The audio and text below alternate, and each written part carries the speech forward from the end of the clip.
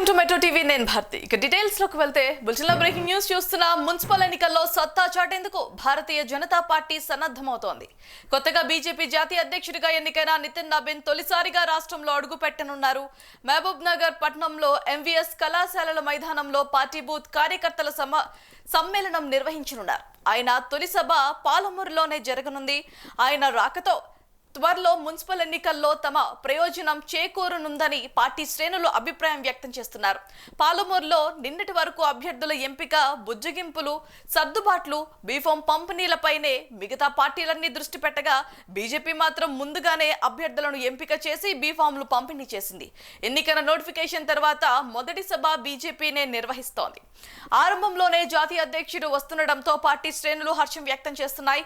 5 జిల్లాల పరిధిలోని బూత్ స్థాయి, గ్రామ మండలాలు, అసెంబ్లీ, పార్లమెంటరీ నియోజకవర్గం, జిల్లా స్థాయి నాయకులు, కార్యకర్తలు, అనుబంధ సంఘాల ప్రతినిధులు హాజరు కానున్నారు. కాగా మహబూబ్ నగర్ ఎంపీ డీకే అరుణ, మాజీ ఎమ్మెల్యే చింతల రామచంద్రారెడ్డి ముఖ్య నేతలు సభ ఏర్పాట్లను దగ్గరుండి పర్యవేక్షించారు.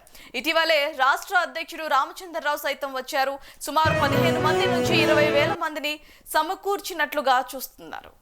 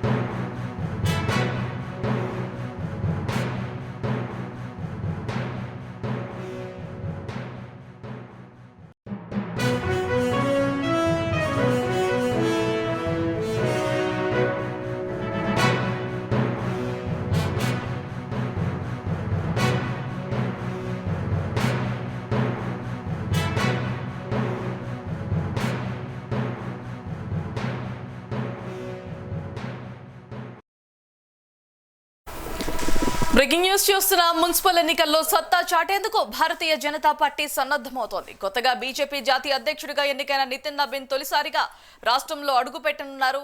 మహబూబ్ నగర్ పట్టణంలో ఎంవీఎస్ కళాశాల మైదానంలో పార్టీ బూత్ కార్యకర్తల సమ్మేళనం నిర్వహించనున్నారు. ఆయన తొలి సభ పాలమూరులోనే జరగనుంది. ఆయన రాకతో త్వరలో మున్సిపల్ ఎన్నికల్లో తమ ప్రయోజనం చేకూరనుందని పార్టీ శ్రేణులు అభిప్రాయం వ్యక్తమవుతోంది.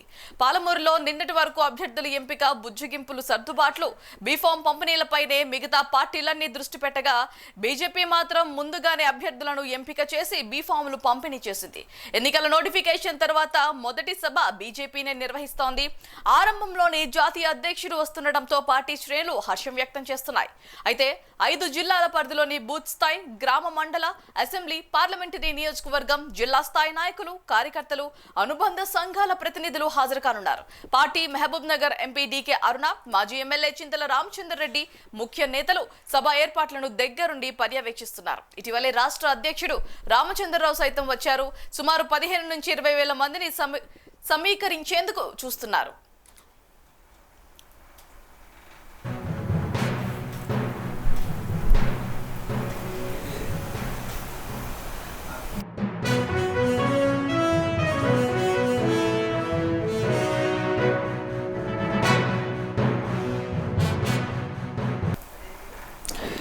నితిన్ నబీన్ పర్యటనపై మరింత సమాచారం మా ప్రతినిధి రాజశేఖరాచారి అందిస్తారు.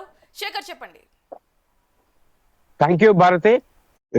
రాబోయే మున్సిపల్ ఎలక్షన్ విషయంలో కూడా బీజేపీ ఇప్పటికే దూకుడుగా ముందుకెళ్తుంది. మిగతా పార్టీలతో పోల్చుకుంటే ఇప్పటికే బీఫామ్ పంపిణీ జరిగింది. అలాగే సభలు సమావేశాల్లో కూడా బీజేపీ చాలా ఫాస్ట్ గా ముందుకెళ్తున్న నేపథ్యంలో ఇప్పటికే ఎలక్షన్ల ప్రచార విషయంలో కూడా ఒక షెడ్యూల్ వేసుకున్న ఆ షెడ్యూల్ ప్రకారం బీజేపీ మూవ్ అవుతుందని చెప్పొచ్చు. జాతీయ నాయకులతో కావచ్చు, కేంద్ర మంత్రులతో కావచ్చు, అలాగే ఇతర రాష్ట్రాలతో కూడా ముఖ్యమంత్రులతో కావచ్చు, వీళ్ళందరితో కూడా ఒక షెడ్యూల్ ప్రిపేర్ చేసుకుని దాని ప్రకారం బీజేపీ ముందుకెళ్తుంది. దీనిలో భాగంగా కూడా తెలంగాణలో 2 సమావేశాలు, అలాగే ఒక భారీ బహిరంగ సభను కూడా బీజేపీ ఏర్పాటు చేయబోతుంది. దీనిలో భాగంగా ఈ రోజు మహబూబ్ నగర్ లో కూడా నితిన్ నబీన్ ఏదైతే జాతీయ అధ్యక్షుడు, మొట్టమొదటిసారిగా ఎన్నికైన జాతీయ అధ్యక్షుడు నితిన్ నబీన్ ఈ రోజు మహబూబ్ నగర్ సమావేశానికి రాబోతున్న నేపథ్యంలో కూడా సర్వత్రా ఉత్కంఠ నెలకొందని చెప్పొచ్చు.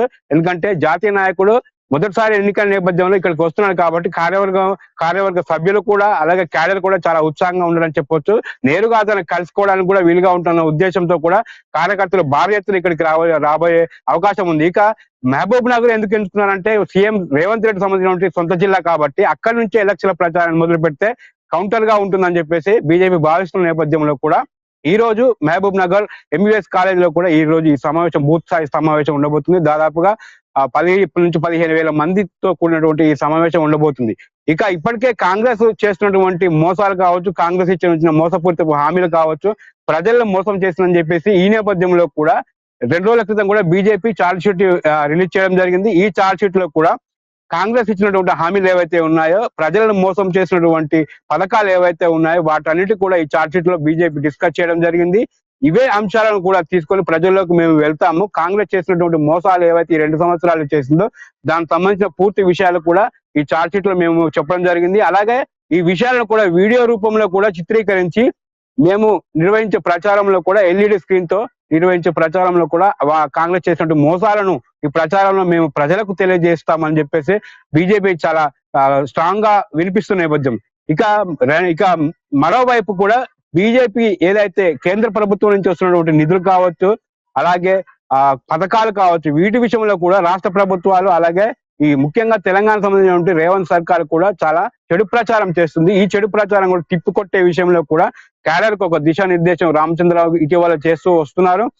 వరుసగా కంటిన్యూగా కూడా మీటింగ్లు పెడుతూ కూడా కేంద్ర ప్రభుత్వం ఇచ్చినటువంటి నిధులు ఏవైతే ఉన్నాయో ఆ నిధులతోటే గ్రామ పంచాయతీలు కావచ్చు, మున్సిపాలిటీలు కావచ్చు, కార్పొరేషన్లు కావచ్చు, వాటితోటే ఇవి డెవలప్ అవుతున్నాయి. ఈ విషయాలు కూడా రాష్ట్ర ప్రభుత్వాలను ప్రజలకు తెలియజేయవు కాబట్టి కేంద్ర ప్రభుత్వం నుంచి వస్తున్న ఈ విధుల విషయంలో కూడా మనము ప్రజలకు ఓటర్లకు చెప్పాలి.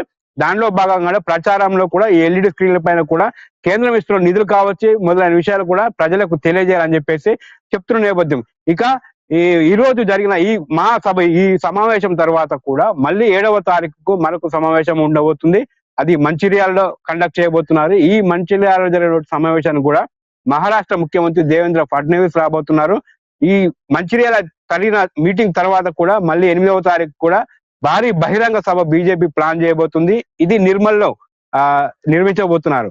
సో 2 సమావేశాలు, ఒక బహిరంగ సభ నేపథ్యంలో కూడా తెలంగాణలో ఉన్నటువంటి అన్ని మున్సిపాలిటీ కూడా ప్రచారానికి బీజేపీ ముమ్మరం చేస్తుందని చెప్పవచ్చు. ఇక ఛార్జ్ షీట్ విషయంలో కూడా ముమ్మరంగా ప్రచారం చేయాలని చెప్పేసి ఇప్పటికే వాళ్ళు బీజేపీ సంబంధించిన క్యాడర్ నిర్దేశించిన క్రమంలో కూడా ఈ రోజు జరగబోయే ఎంవీఎస్ కాలేజ్ లో జరగబోయే సమావేశాన్ని కూడా గత 2 రోజుల నుంచి అటు లోకల్ ఎంపీ డీకే అరుణ కావచ్చు, బీజేపీ చీఫ్ రామచంద్రరావు కావచ్చు, అలాగే చింతల రామచంద్ర వీరందరూ కూడా సభ కార్యక్రమాన్ని నిర్వహణ విషయం కూడా ఏర్పాట్లు ఎలా ఉన్నాయని చెప్పి గత 2 రోజులు కూడా వాళ్ళు పరిశీలిస్తూ లోకల్ క్యాడర్ కూడా భారీ ఎత్తున గ్యాదర్ చేయాలనే ఉద్దేశంతో కూడా బీజేపీ ప్రయత్నిస్తుంది. కాబట్టి బీజేపీ మిగతా 2 పార్టీలకు కూడా ముందుందని చెప్పవచ్చు. ఎందుకంటే అటు ప్రచారంలోనే సభలు సమావేశాల్లో కూడా బీజేపీ ఎప్పుడైనా సరే ప్రతిసారి కూడా ముందుగానే ఉంటుంది కాబట్టి ఈసారి కూడా అదే ప్రకారంగా సభల సమావేశం నిర్వహించబోతుంది. ఇక గత జిహెచ్ఎంసీ ఎలక్షన్స్ ఏవైతే వచ్చిన ఫలితాలను దృష్టిలో పెట్టుకుని అదే పంతాలో కూడా ఈసారి కూడా మున్సిపల్ కార్పొరేషన్లలో కూడా బీజేపీ తన వాడి వేడిని వినిపించాలి, ప్రచారం చేయాలి. అలాగే ఎక్కువ స్థానాల్లో కూడా బీజేపీ తన కైవసం చేసుకోవాలని చెప్పేసి బీజేపీ భావిస్తున్న నేపథ్యంలో కూడా గత జిహెచ్ఎంసీ కంటే కూడా ఈసారి ఎక్కువ స్థానాలు గెలుచుకోవాలని చెప్పేసి చూస్తుంది. ఇక బీజేపీకి బీఆర్ఎస్ కొన్ని చోట్ల పోటీ ఉండే అవకాశం ఉంది అని చెప్పేసి నిన్న చిట్చాట్లో కూడా కిషన్ రెడ్డి చెప్పడం జరిగింది. ఎక్కడైతే బీఆర్ఎస్ థర్డ్ పార్టీ ఉంటుందో అక్కడ కంపల్సరీ మేము కాంగ్రెస్ తో పాటు మేము పోటీ ఉంటాము కాబట్టి చాలా స్థానాల్లో కూడా ఈసారి గెలిచే అవకాశం ఉంటుందని చెప్పేసి కిషన్ రెడ్డి కేంద్ర మంత్రి కూడా చెప్తున్న సందర్భం. కాబట్టి మొత్తంగా మున్సిపల్ ఎలక్షన్ సంబంధించిన విషయంలో కూడా ఇప్పటికే బీజేపీ శ్రేణులు కూడా చాలా భారీ ఎత్తున ప్రచారం చేయడం జరుగుతుంది. ఈ రోజు స్టార్ట్ అయ్యే నితిన్ నవీన్ వచ్చినటువంటి సభతో కూడా ఈ ప్రచార ఉధృతాన్ని మరింత పెంచే అవకాశం ఉందని చెప్పొచ్చు. Bharati, thank you Shari.